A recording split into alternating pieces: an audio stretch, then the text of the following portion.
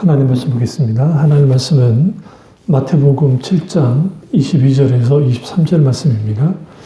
하나님 말씀은 마태복음 7장 22절에서 23절 말씀입니다. 그날에 21절부터 보겠습니다. 나더러 주여 주여 하는 자마다 다 천국에 들어갈 것이 아니요 다만 하늘에 계신 내 아버지의 뜻대로 행하는 자라야 들어가리라. 그날에 많은 사람이 나더러 이르되 주여 주여 우리가 주의 이름으로 선지자 노릇하며 주의 이름으로 귀신을 쫓아내며 주의 이름으로 많은 권능을 행하지 아니하였나이까 하리니 그때 내가 그들에게 밝히 말하되 내가 너희를 도무지 알지 못하니 불법을 행하는 자들아 내게서 떠나가라 하리라. 아멘.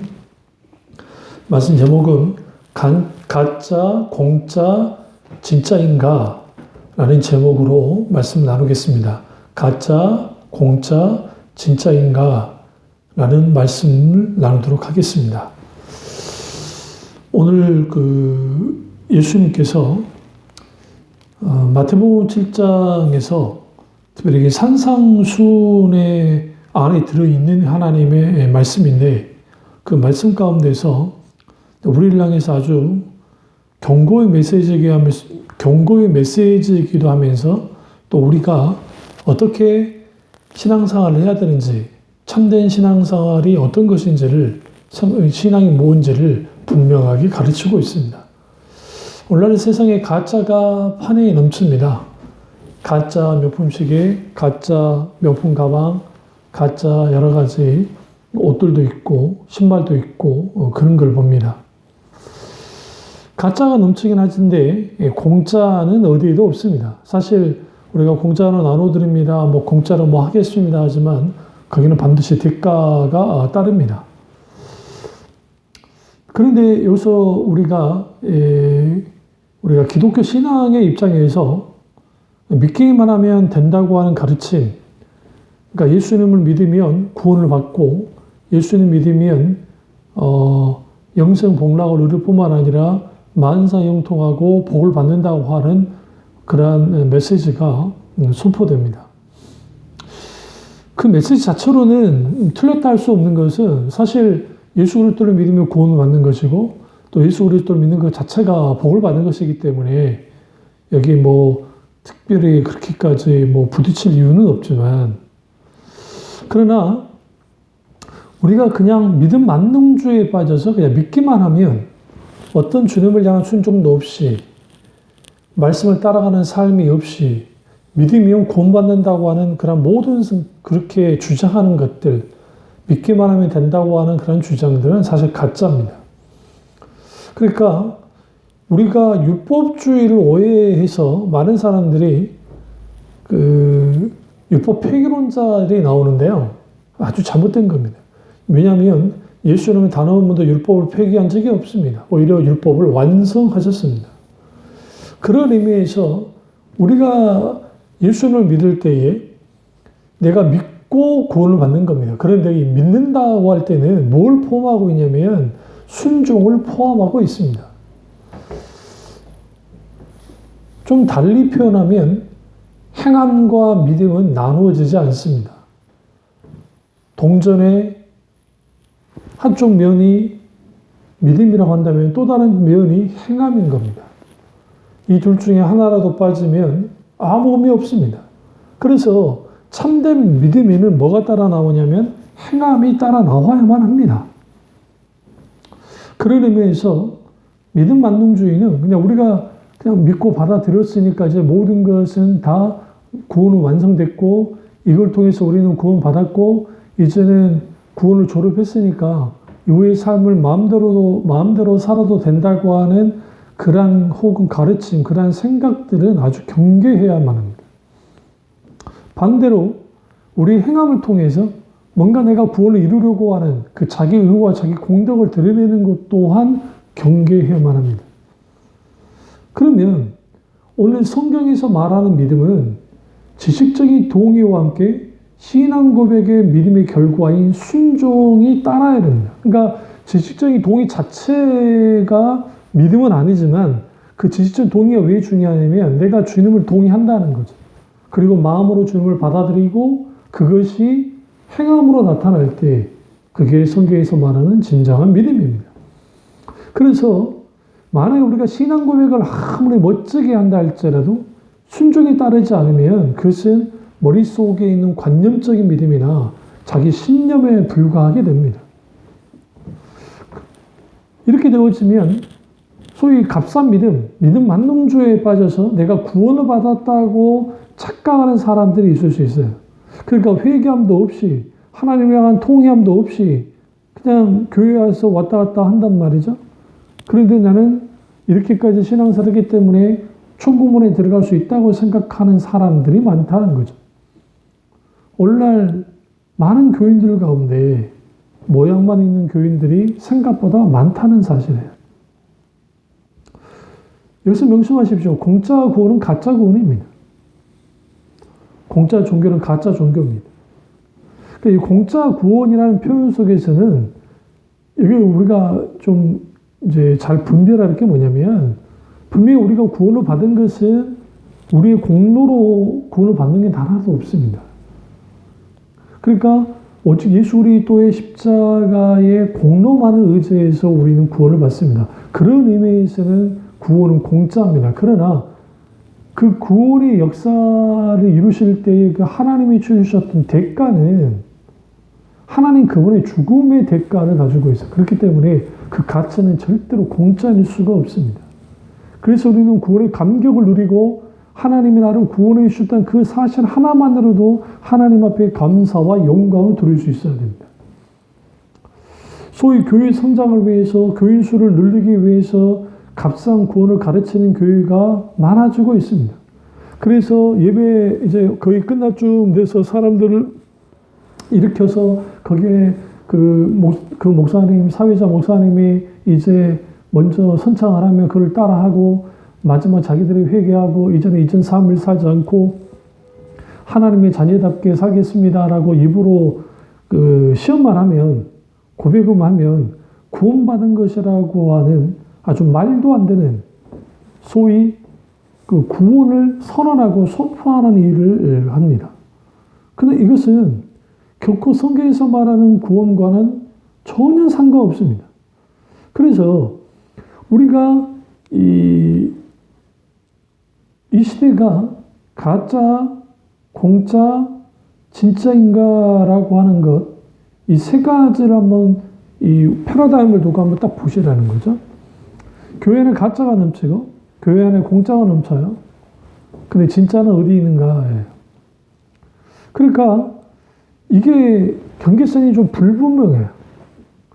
그러니까 예수 그리스도를 믿음을 통해서 우리는 대가추님이 있었는데 그것은 뭐냐면 자기를 부인하고 자기 십자가를 지고 주님을 따르는 겁니다. 근데 이걸 교묘하게 빼버렸어요.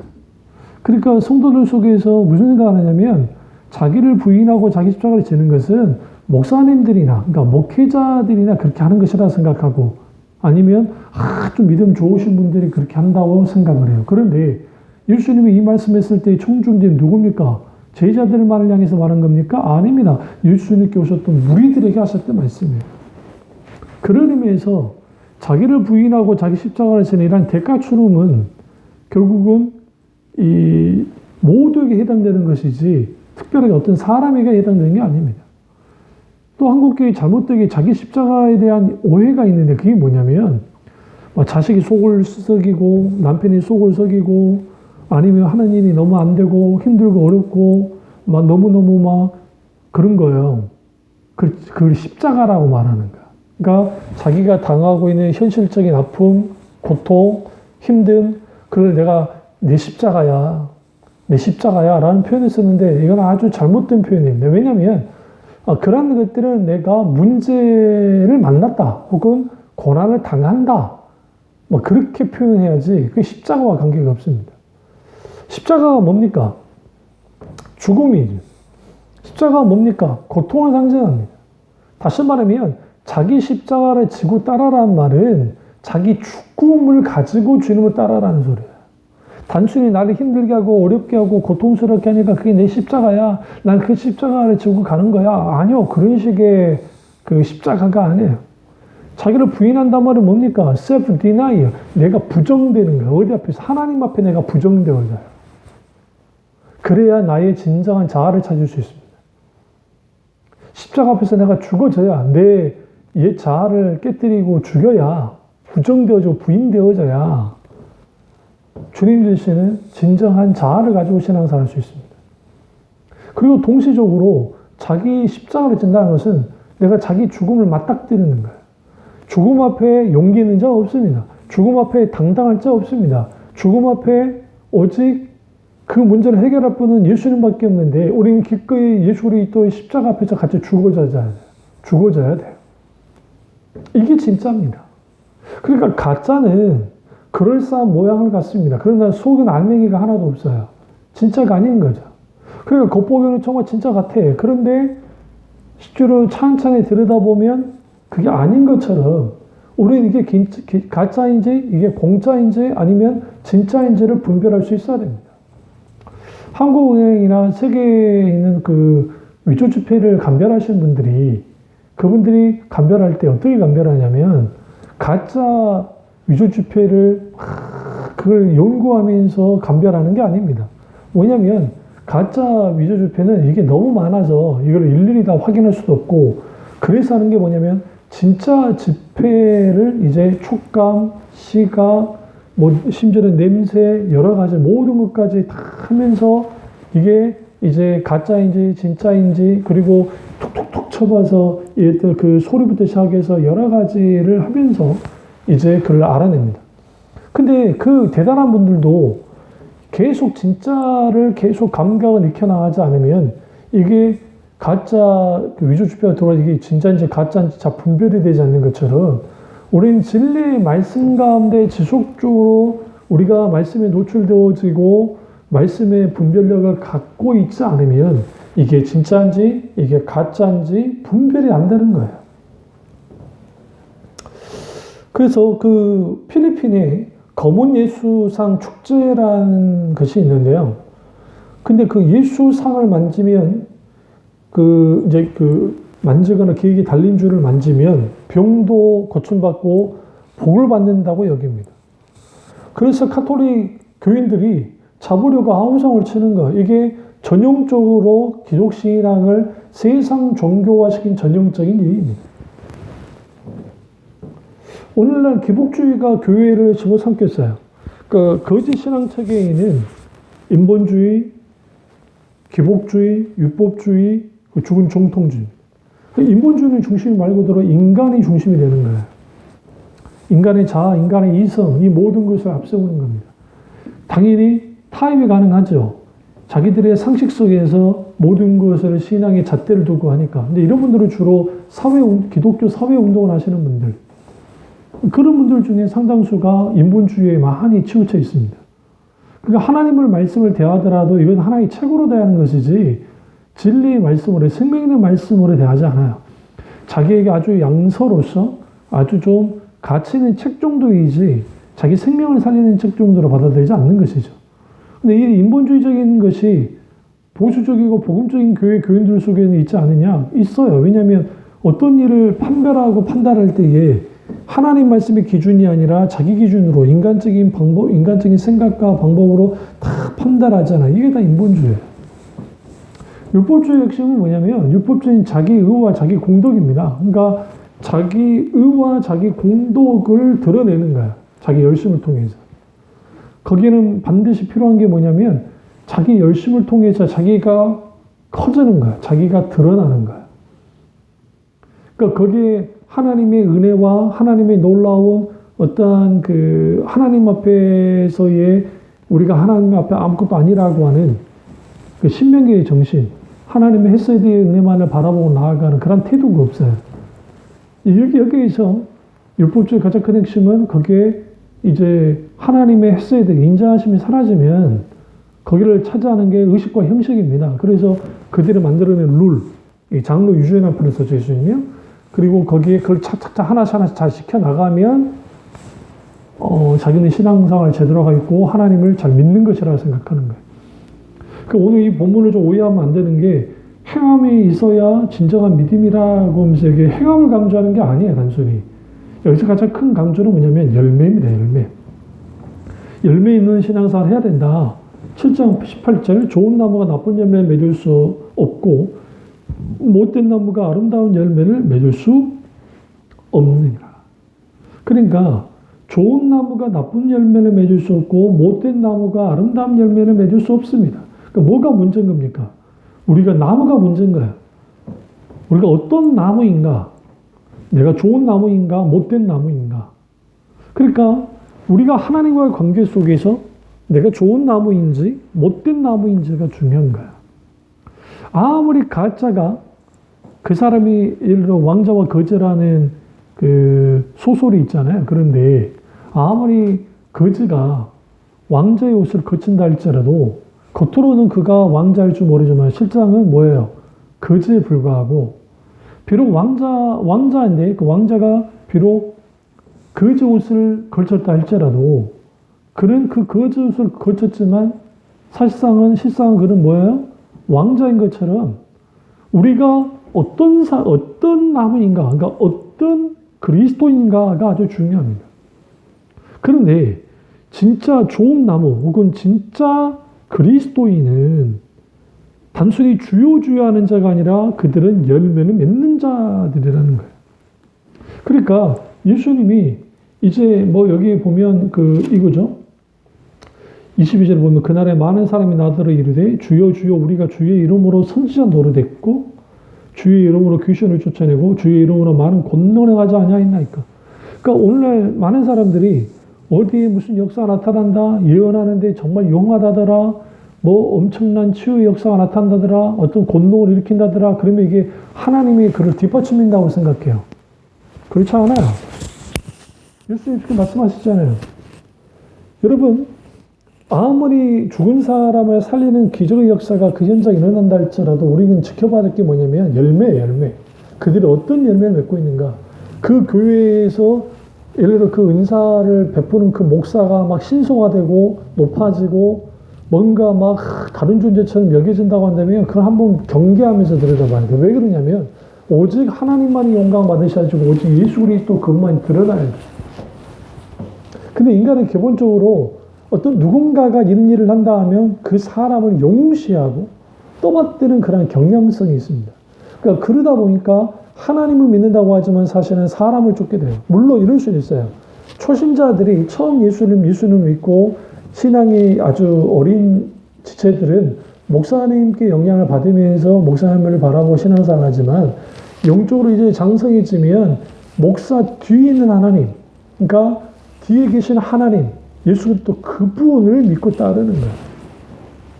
왜냐하면 사람은 믿음의 대상이 아니기 때문에 모든 사람은 사랑의 대상이지 믿음의 대상이 아닙니다. 믿음의 대상은 오직 유일하신 하나님, 삼위일체 하나님 외에는 없다는 사실이에요. 그런 의미에서 우리는 우리의 신앙이 내 믿음이 가짜인지 아니면 공짜를 추구하고 있는지 아니면 진짜인지를 봐야 됩니다. 공짜만을 좀 하겠습니다. 우리가 경건의 연습 없이 내 신앙이 유지되는 것은 불가능합니다. 이 부분을 위해서 사도 바울의 서신이든지 성경을 보시면 부단히 이 부분을 다루고 있고 예수님 복음서에서 근신하게 깨어 기도하라고 말씀하심을 통해서 개인의 경건이 뭘 좌우한다? 신앙을 좌우한다는 것을 알 수가 있습니다. 그래서 우리가 그런 의미에서 우리가 우리의 신앙을 우리의 믿음을 또 받들어주는 그런 아주 중요한 그런 힘의 원천은 어디로부터 오냐면 주일날 나와서 예배 드리는 거 그게 아주 중요하긴 하지만 그리고 실제로 신앙의 근간이긴 하지만 근간을 이제 버티게 하는 원동력이긴 하지만 사실상 이 모든 틀을 가지고 실질적으로 우리가 신앙의 한 걸음 한 걸음 나가게 하는 것은 개인의 여러분의 댁에서 하는 개인 신앙의 경건의 연습, 디시플린이에요.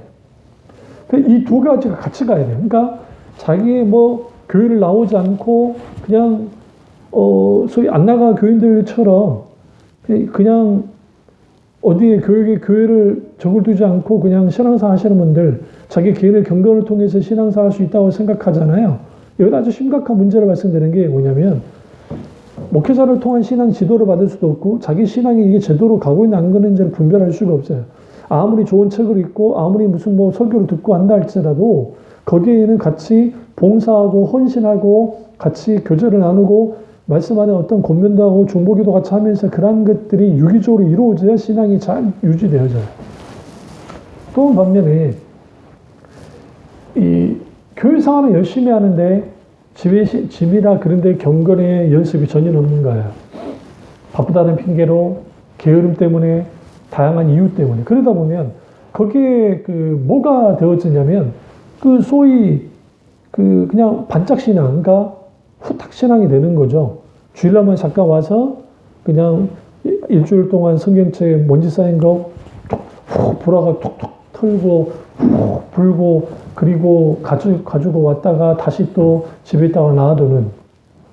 그러니까 일주일 동안 그 삶은 그냥 내 중심대로 살다가 주일에 한번 나와서 그것도 11시 예배 한번 나와서 1시간도 안 되는 예배를 드리면서 그렇게 신앙생활을 하겠다고 하는 사람들이 생각보다 많다는 거죠.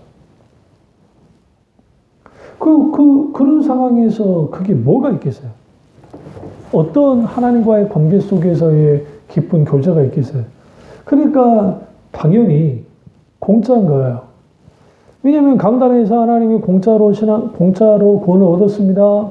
공짜로 하나님 은혜를 주십니다. 이 말은 다 맞는 말이잖아요. 왜냐하면 실제로 그러나 그 공짜가 우리에게 주어지기까지는 하나님의 대가춤이 있었고 우리가 그 공짜를 얻으려면 우리의 노력과 힘과 우리의 자원과 우리의 의로 얻어지는 건 아니지만 적어도 우리는 어떤 자세를 가져야 되냐면 당당하게 주세요. 그냥 받아 그렇게 하는 게 아니라 정말 하나님 앞에 회개하고 돌이키고 우리가 낮은 자세를 가지고 그 뭘 받아들여야 돼요.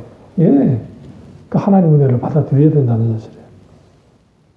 그러면 공짜는 왜 매력적이냐면 교회 안에 공짜가 가득하니까요. 그래서 이런 설교를 좋아합니다.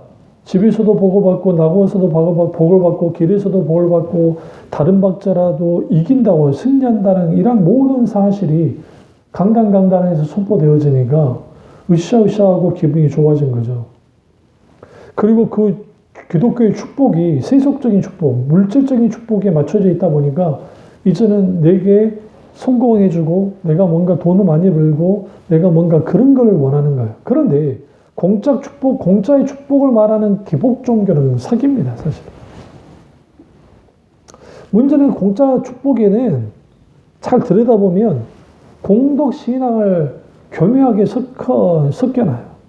그러니까 감사 헌금을 드리고 기도의 양을 채우고 종교적인 열심을 다하고 교회 봉사하고 이렇게 하면 하나님이 기뻐하시기 때문에 복을 준다고 하는 거예요. 이걸 신앙의 공식화를 만들어낸 거죠. 그러니까 우리가 하나님과 헌금을 잘 드리고 기도하는 것 그리고 열심히 하나님을 섬기는 게 뭐가 잘못된 거겠어요. 그런데 거기는 뭘 갖고 있냐면 각기 자기들이 원하는 것, 자기들의 욕심 혹은 탐심을 갖고 있는 거예요.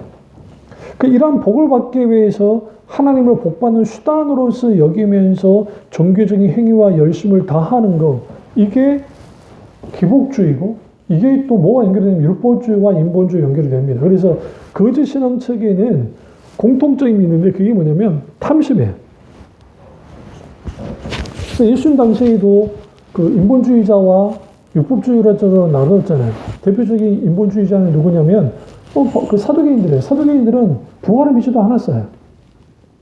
그러니까 신자의 부활을 믿지 않았던 사람들이기 때문에 그들은 헬라 교육을 받은 지식층이고 그들은 아주 인본주의였습니다. 그러나 종교적인 틀은 갖고 있었어요. 왜냐하면 그 종교적인 게 그들의 밥벌이가 됐고 자기들이 힘이 됐기 때문에 사두개파에서 대제사장이 나오고 그렇기 때문에 그러나 그들은 점점 뭘 믿지는 않았냐면 그들은 부활을 믿지 않았고 바리새파는 부활을 믿었어요. 그런데 중요한 것은 그들은 의식과 형식만을 추구하며 나왔단 말이죠. 율법의 정신을 잃어버렸죠. 하나님을 마음과 뜻과 힘을 다해 하나님을 사랑하고 이웃을 사랑해야 되는 이런 것들을 다 잃어버린 거예요.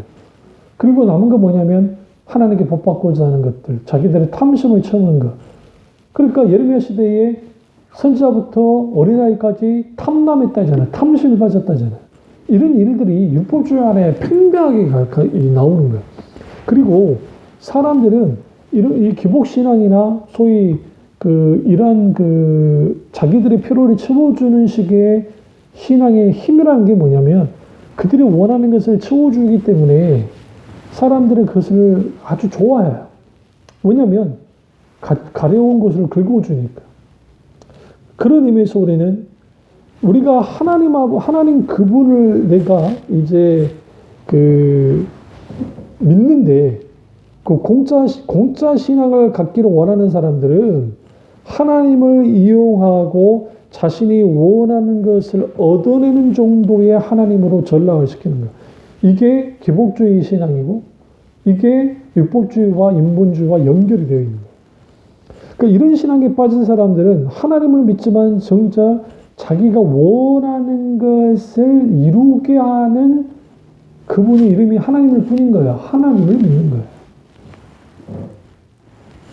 그러니까 그 믿음의 대상이 부처님이나 알라나 아니면 힌두교의 신들이나 그게 아닐 뿐이지 대상은 하나님을 마치 잡신을 믿는 것처럼 우상을 믿는 것처럼 하나님을 믿는 겁니다. 이게 신앙의 배교이고 신성모독의 행위입니다.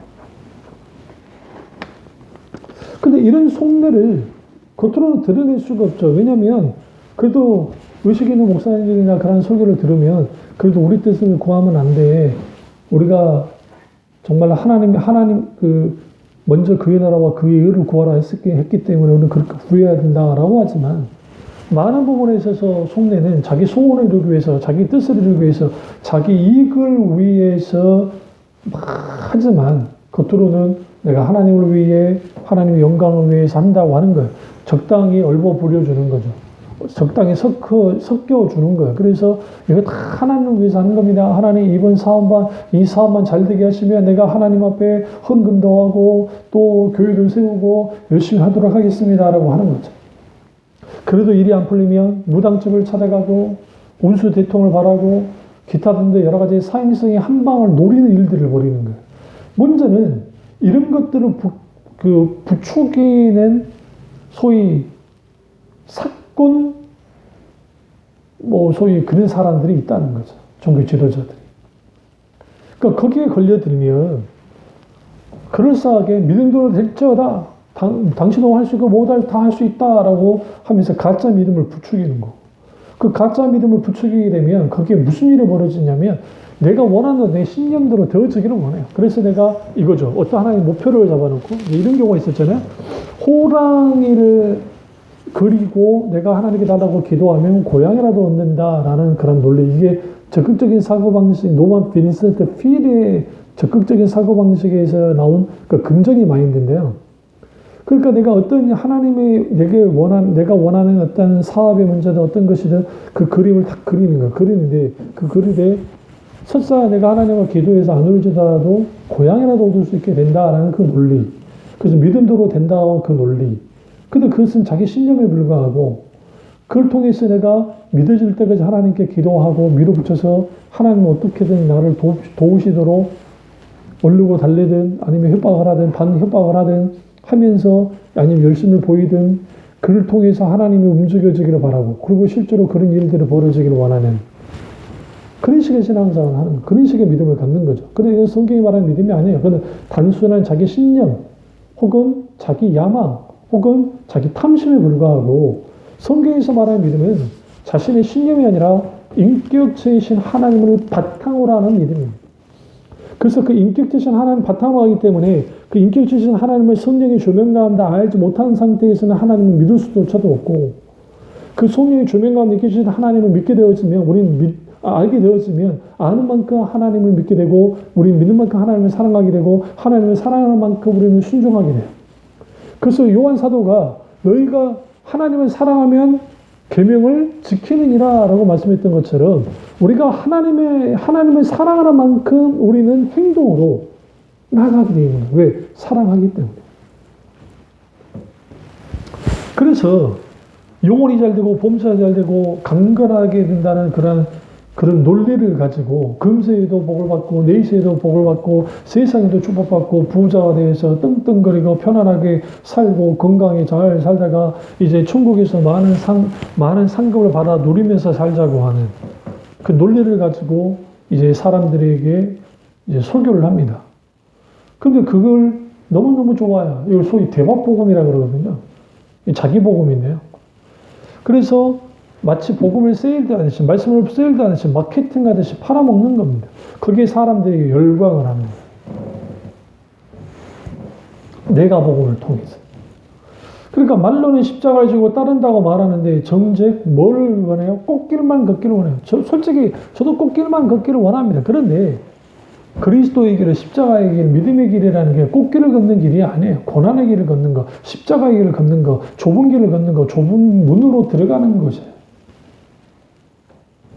자기를 부인하고 자기 십자가를 지는 십자가의 신앙이 그렇게 한 걸음 한 걸음 나아가야 되는데 이게 땅에 떨어지니까 탐심과 욕심이 가득한 종교로 전락해버린 겁니다. 그러니까 그게 뭐가 판쳐요? 가짜가 판치고 공짜가 판을 치는 거예요. 오직 믿음으로, 오직 은혜로, 솔라 피데, 솔라 그라티아, 솔라 스크루트라, 솔레오데이 글로리아, 오직 하나님께 영광, 그 오직 믿음, 오직 은혜, 오직 성경, 오직 하나님께 영광이라고 하는, 오직 그리스도만이라고 하는 그러한 이 종교개혁자들의 이 모토가 어떻게 변질이 되어졌냐면 이제는 오직 믿음, 오직 은혜로만. 근데 다 하나님께 공짜로 오는 거죠. 믿음도 하나님께 선물로 받고 은혜도 선물로 받으니까 그 소위 그 논리를 가지고 나오면서 결국은 내가 믿기만 하면 은혜 안에서 어떤 일을 해도 다 용서받는다고 하는 그런 논리를 가지고 설교되어지고 되다 보니까 너무 쉽게 죄를 짓고 너무 쉽게 구원을 받고 너무 쉽게 가치를 어떤 우리가 하나님 앞에 반드시 있어야 될 그러한 그 회개에 합당한 열매를 맺는다든지 자기 중심을 찍고 하나님께 돌이키는 그런 돌이킴의 대가 치름 없이 신앙생활을 하는 거죠. 그러니까 이 십자가, 예수 그리스도의 구속의 십자가의 그 진정한 의미가 희색되어지면서 값싼 구원, 값싼 십자가, 값싼 은혜가 진짜로 둔갑이 되는 것이고, 진짜인 그 십자가 복음과 그리고 그 회개와 지옥과 천국이라는 설교들, 성경에 나오는 정말 그 있는 그대로의 그 신앙의 본질에 속한 그 말씀들은 이제는 캐캐묵은 과거의 유물에 불과한 그런 것으로는 절대로 현대인들을 진정으로 이끌 수 없다고 하는 그런 논리를 가지고 아주 실용적이고 이 세상에 세상에서 합당한 그런 것들, 그러니까 쉽게 사람들이 받아들일 수 있는 것을 설교하는 것이 강단에서 있게 되어지고 그러다 보니까 거기에 이제 여러 그 예화 위주의 설교가 나올 수밖에 없고 때로는 만담, 사람들 울리고 웃기고 하는 그 만담이나 그 만담 수준의 메시지 선포나 간간히 기독교 용어가 선포되긴 하지만 거기에 논리는 결국 이렇게 하면 복받고 저렇게 하면 복받지 않는다. 이렇게 해야 된다, 저렇게 해야 된다 하는 일종의 윤리 도덕적인 그것도 성경에서 말하는 하나님의 도덕적인 통치에서 나오는 그런 윤리 도덕이 아니고 세상 기준에 보면 그런 윤리 도덕적인 측면에서 그래서 이렇게 신앙생활 하십시오 하면서 적당한 신앙 매뉴얼을 던져주면서 그 매뉴얼대로 신앙생활 하면 복받고 문제 해결하고 다 될 수 있다고 여기게 만들어주는 거야. 그러니까 아주 쉬운 기독교가 되어버린 거죠. 깊이 말씀을 사유하고 그리고 깊이 주님을 하나님 그분을 묵상하고 진리의 말씀이 그러한 이제 베레아 교인들처럼 핀셋으로 하나하나 티를 잡듯이 분별하고 그리고 묵상하고 하는 그런 것들이 사라지니까 쉬운 기독교 안에서는 가벼운 교인들이 나올 수밖에 없고 그들이 가벼워질 만큼 하나님도 가벼워져 버리고 하나님이 가벼워지니까 어떤 일을 할 때 하나님께로부터 뒤를 돌아서는 것이 아주 쉬워지는 거예요. 너무할 만큼. 그래서 그 하나님 그분이 원치 않는 것이라 할지라도 쉽게 강행하고 하나님 내가 이거 정말 내가 원하고 한다 했잖아요. 그러니까 이제 이렇게 나오는 거죠. 사랑이 많으신 하나님이 그런 거 다 이해해 주지 않겠냐. 그래서 여러 그 주의 문제들, 교회 안에 들어오는 뭐 동성애부터 시작해서 기타 여러 가지 일들, 그것에 대해서 이제는 소위 박의적인 사랑, 소위 기독적인 사랑, 은혜라는 미명하에서 교회 안에 잠식되어 들어오는 것들, 그게 단순히 동성애 문제뿐만 아니라 여러 가지 일들의 그런 것들, 세상적인 것들이 들어와서 교회 성장을 위해서라고 한다면, 뭔가 사람들의 마음을 놓고 사람들의 인기를 끄는 것이라고 한다면 상관없다고 하는 논리가, 소위 실용주의적인 발상의 논리들이 교회 안에 가득가득 넘치니까 정작 진리가 설 자리가 없어지고, 그러니까 진짜 안에 팽개쳐져서 먼지만 드륵드륵 쌓여있게 되어지는 일이 벌어지고, 나머지는 아주 그럴싸하게 반지반지 닦아서 빛이 나고 광채가 나는 거죠. 그런 교회에 사람들이 몰리고 그런 교회에 사람들이 있기를 원하는 거예요. 그런데 기독교는 성공과 부자를 만들어주는 그 종교적인 관점에서 종교가 아니라는 거예요. 오히려 모든 것을 버리고 주님을 따르도록 하는 것이 기독교입니다. 기독교는 철저하게 예수 그리스도의 보혈로 세워졌고, 그 기독교는 순전한 기독교고, 그 속에 십자가의 무게만큼 무거운 기독교예요. 가벼운 기독교가 아니란 말이죠. 예수 그리스도의 십자가의 무거움만큼의 기독교이기 때문에 세상을 변화시킬 힘이 교회에 있어요. 세상을 전체가 변화시킬 것 같습니까? 놀라운 대단한 사상가가 변화시킬 것 같습니까? 그렇지 않습니다. 진정으로 세상을 변화시킬 힘은 교회에 있어요.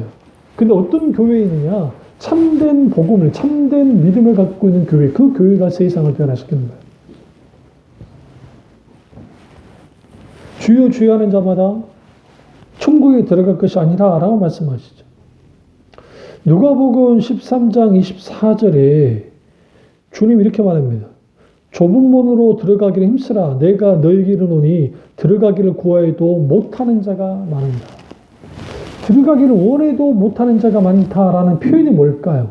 그러니까 마음으로는 들어가기 원해요. 그런데 막상 그 좁은 문에 들어가기를 꺼려해요. 그러니까 갈등하는 거예요. 사실 여러분, 오늘날 많은 교인들이 좁은 문으로 들어가고는 싶은데 들어가지 못하고 거기에 왔다 갔다 하는 분이 있을 겁니다.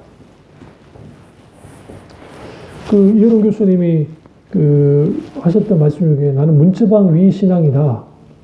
그러니까 문지방이 뭡니까? 이제 안으로 들어가야 되고, 그러니까 바깥과 안을 이제 경계에서, 그 경계선이 있다고 하시는데, 사실 그 어른의 그 신앙 고백들을 들어보면 아주 겸손한 표현인 거예요. 그 예수 그리스도 그거에 대한 신앙 고백을 깊이 하시는 걸 보면 정말 하나님의 귀한 하나님의 자녀임이 분명합니다. 그러니까 오늘날 문지방 위에 혹은 경계선상에 있는 교인들이 생각보다 많습니다. 그러니까 이게 어정쩡한 포지션에 있는 거야. 그러니까 위치가 그런 거야. 그러다 보니까 이게 나는 정말 진짜 신앙을 쫓고는 싶은데 구미에 담기는 것은 뭐가 구미에 담겨요? 가짜와 공짜가 구미에 담기고, 그러니까 그런 데서 좀 편안하게 즐겁게 기쁘게 신앙생활 하고 싶은 거예요. 근데 왠지 진짜라고 하는 신앙 가운데 들어가면 그 진짜인 건 알겠는데, 첫째는 너무너무 크게 부담스럽고, 또 하나는 거기 들어가면 내가 내 목을 목조일 것 같은 그런 생각을 해요. 근데 뭘 모르고 그런 생각을 하냐면, 진리가 너를 자유케 하라는 말씀처럼 하나님의 진리가 있는 곳에는 자유가 있습니다. 진정한 하나님 주신 자유가 있어요. 거기는 죄와의 싸움과의 빈번한 승리가 있죠. 왜? 하나님의 은혜의 통치하에 있기 때문에.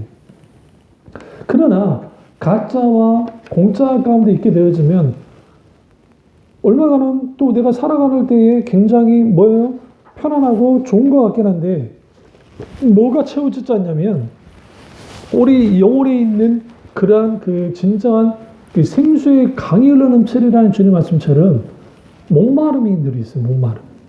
채워지지 않는 목마름. 그리고 신앙생활을 하긴 하는데 진정으로 하나님 주신 그 기쁨이 없어요. 왜 그러냐면 진정으로 우리가 진리의 말씀 안에 우리가 진짜 기독 신앙 가운데 그리스도의 십자가의 무게만큼 무거운 기독 신앙 가운데 있지 못하면 그건 아주 가벼워져요. 가벼우니까 부담은 없는데 뭐는 없어요. 알맹이는 없어요. 그러니까 거기에서 뭐예요? 내가 얻어지는 게 없죠. 그러니까 교회 와서 예배 드리고 집에 가면 내가 뭐 하는 것인가 하는 생각이 들 때 있고, 그 공허함들이 날아드는 거예요. 강단에서의 메시지는 이렇게 하면 복 받아라, 이렇게 하면 뭐가 됩니다.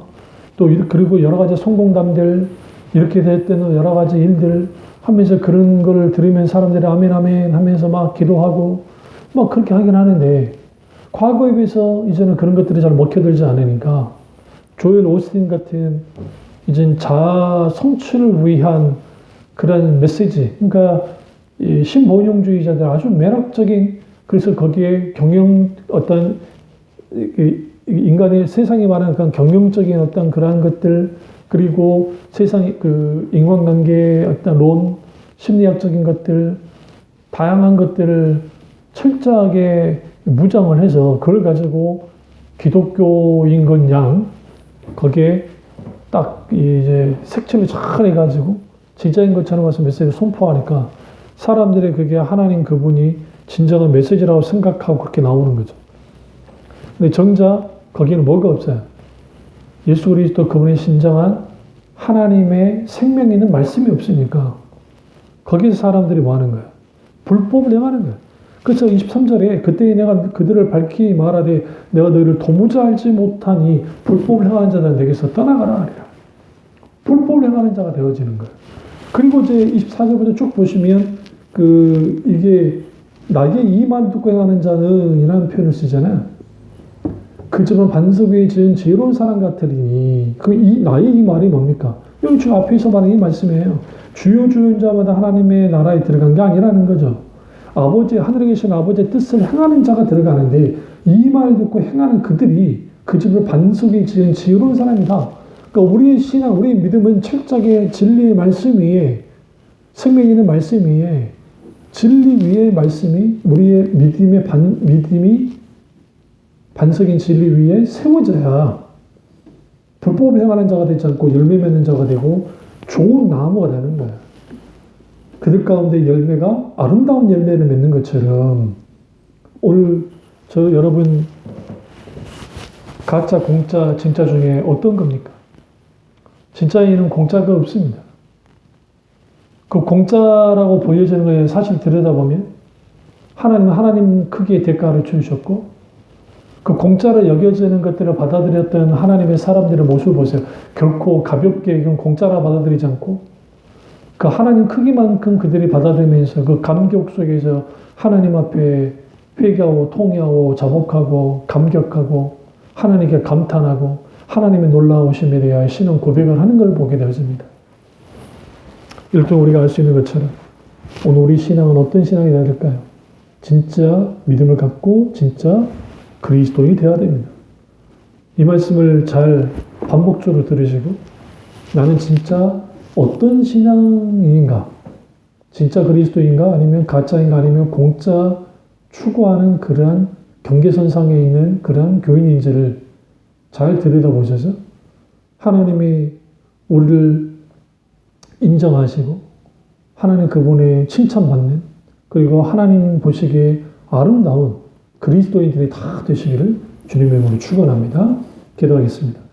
상해 주 역사적 은혜의 주 우리와 함께 하시고 이 말씀을 듣는 모든 분들을 위해 가짜 공짜가 아닌 진짜 그리스도인, 진짜 복음, 진짜 구원의 은혜 가운데 거하게 하셔서 하나님이 주시는 그 놀라운 자유와 기쁨을 누릴 수 있도록 은혜 베풀어 주시옵소서. 성령이 함께 하시 역사하시기 원하고 예수님의 이름으로 기도드렸습니다. 아멘.